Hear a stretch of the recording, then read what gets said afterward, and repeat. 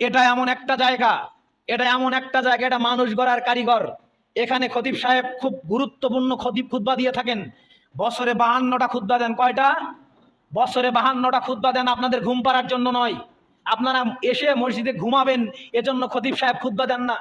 52টা খুতবা এখানে দেন, 2 ঈদে 2টা খুতবা দেন, 54টা খুতবা দেওয়া হয়।